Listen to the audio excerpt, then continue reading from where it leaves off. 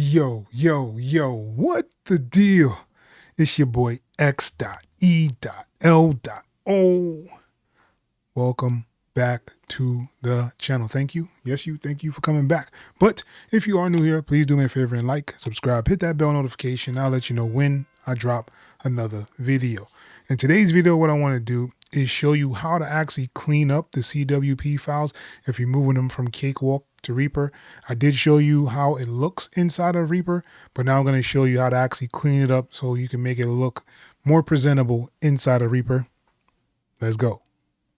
Still evaluating version. So basically Reaper does give you the option to keep evaluating. I have this on my flash drive, so whenever I travel around, if I need to pull this up, I can pull this up on there.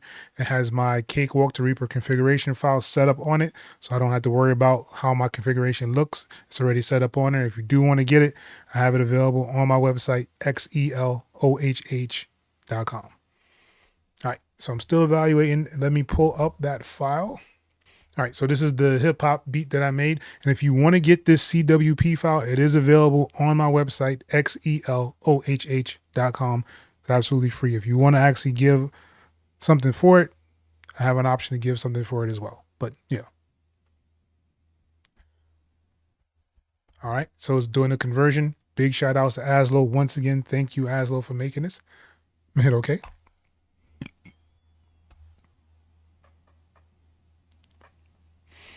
All right, so we're pulling up the file, and as you see, there's a whole bunch of different files down here.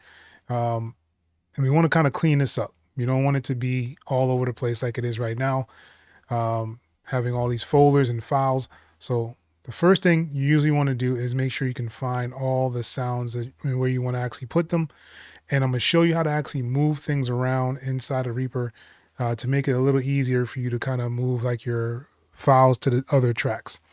All right, so let's start off with this kick. All right, so we have this kick here. This is the kick. And we want to move the first kick down here, this SI kit, this kick right here. We want to move this down to the kick itself. So we have this kick highlighted.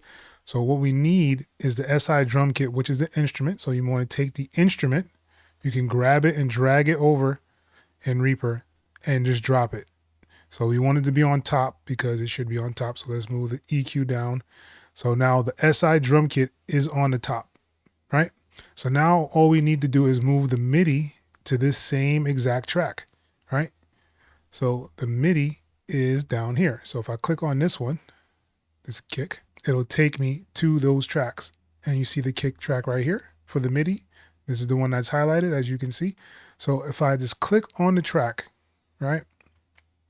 And I use the number 8 on my number pad keyboard, I can move these tracks up. So I'm gonna move it all the way up to the kick.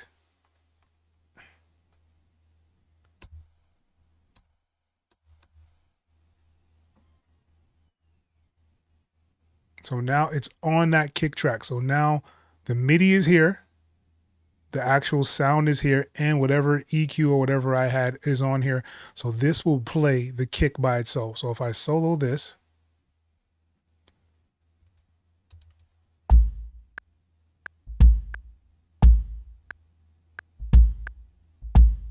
so now my kick is all the way up here, and you're saying to yourself, X.E.L, so what if I have a whole project, stuff that has, different parts and things like that. So let's try to show you how to do that as well. So I'm gonna go to the next thing, which would be this snare right here, right? So what I'm gonna do, I'm gonna stretch this out till it gets to the full bar, and I'm just gonna duplicate this over. I'm gonna do Control and D to duplicate it, and I'll duplicate it over. So now I have, let's say this went on to the whole track, right? So what I can do is double click in anywhere on this section where the snare is. I can double click and it'll highlight all these sections. So all of them right now are highlighted. So I can hit on my number 8 keypad and move the whole entire track up or down, wherever I want to take it to.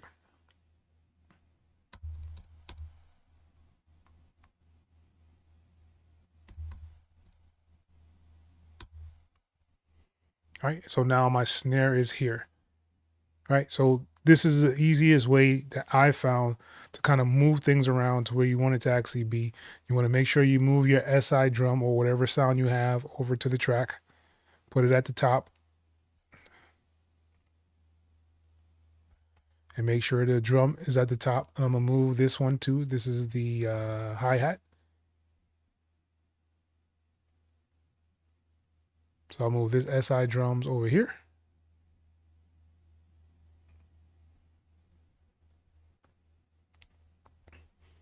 And you can just kind of go down the line and move all those things over. They'll still stay down here, and you can just delete these later on. All right, so the next one will be the kick.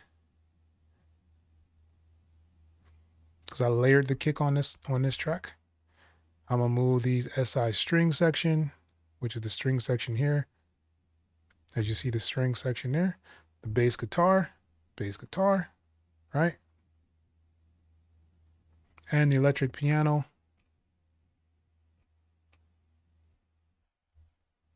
Move this electric piano over here, right? And this is the SI strings that I did, and it's actually muted on the track. So I can grab this and let's bring it across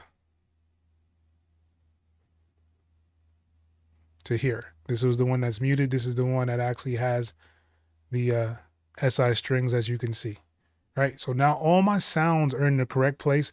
Now I just need to move all the MIDI to the correct place, right? So I have the same settings that you can do inside of Cakewalk. If you hit D on the keyboard, it'll bring the mixer down just like it does in Cakewalk. So that's set up the same way as it is in Cakewalk.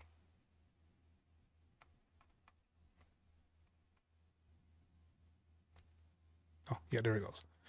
All right, so the little option there is to collapse the track. So I'm just going to collapse them and drag them up to where they need to go. So we have our kick, we have our snare. I'm going to move this hi-hat.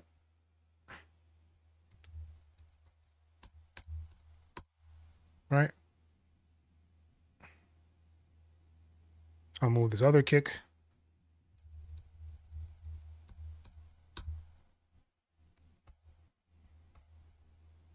If I want to kind of bring these in, make it a little easier to kind of move stuff around, I'm going to hit on this one. And this is the strings. All right, so I got my strings there. I have my bass. And I'm just hitting the number 8 on my number pad to move it up. If you want to go down, you can hit the number 2 on your number pad and it'll bring it and make it go down. I think this is the easiest way to do it if you're going to do it at all. And this one is going to go all the way to the top on the muted track, which is right here, this muted track, which is the strings. So everything is on there now. And if I wanted to, I could delete this section down here because we don't need it. Because all the stuff is up here now. All our MIDI is up here. All of our sounds are here. And whatever effects we have are all up here. So we can actually delete all of this down here. So if I wanted to, let's delete this. I'm going to remove tracks. And all of those are removed. So now all I have left are the tracks that's in there. I'm going to delete this extra part. I just wanted to show you guys that how you can move the whole track without worrying about losing your position of where everything is. All right, so now if I play it, oh, it's on solo, I'm sorry.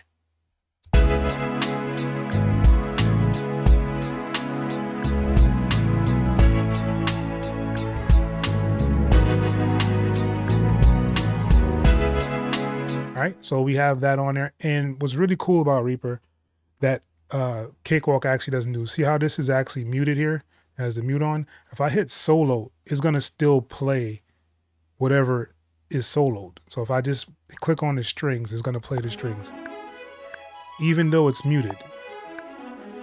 I don't know if people will like that or not. I like it. I think it just makes sense to me. But you know, to each his own. Everybody has their own opinion. So I'm gonna hit D on the keyboard, and I'm gonna bring back up the mixer. So now, as you can see, it's all cleaned up. I have mine's auto set to color the tracks for certain things. So like your drums, like kick, snares, drums, things like that, they should turn blue. That's my color palette. You don't have to actually you can change that if you want to. Like each sound has its own little color around it as well. So that's how I have mine set up inside of Reaper.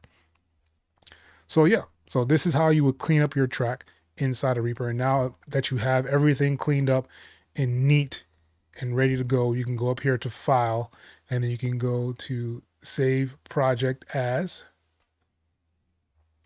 and basically save this as a Reaper file. So you can go and make sure you have create a subdirectory for the project, and make sure you copy all media into project directory, right?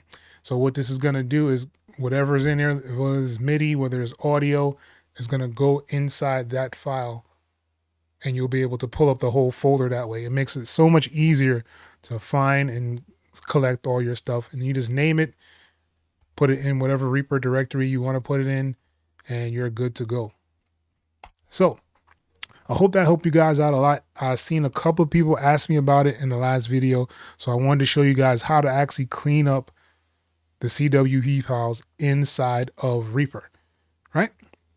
So with that being said, that's pretty much the end of this video. Let me know, guys, what you want to see below inside the comment section of this video.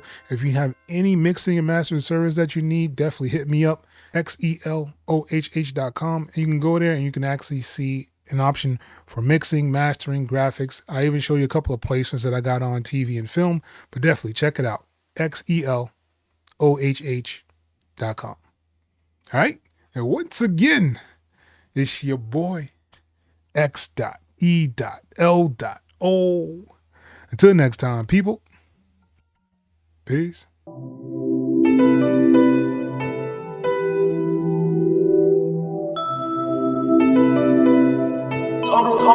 AutoRewind.